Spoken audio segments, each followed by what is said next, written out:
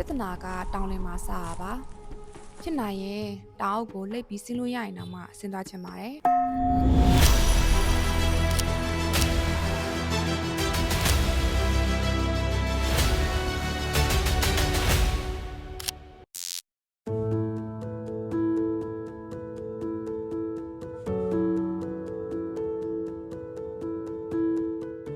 ဟိုက်ကင်းလောက်ရတာအရန်ကိုလွယ်ပါတယ်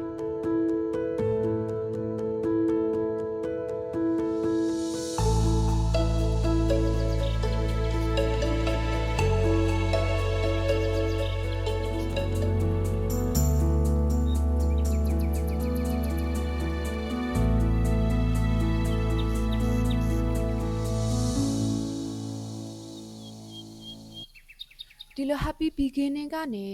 ပြဿနာကတောင်းလင်းမှာစတာပါ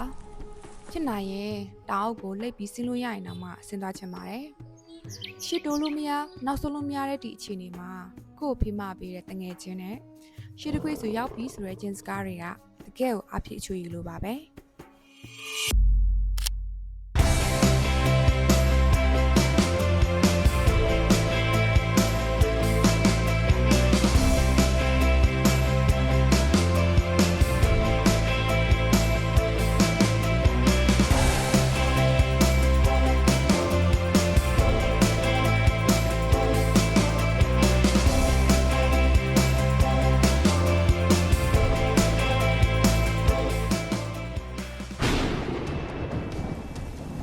ဒီတနားကြော်ကြတဲ့ဒီခီးစင်လေးမှာ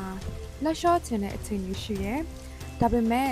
ရှစ်ဆက်နေတဲ့သူတွေပဲအောင်မြင်မှုရဲ့အတီးပွင့်တွေကိုခံစားရတာပြီးတော့ experience တွေလည်းလိုတယ်ကိုယ်ကာယစက်ခံမှုတွေအပြင်စိတ်သက်ခံမှုတွေမိတ်ဆွေကောင်းတွေရောပေါ့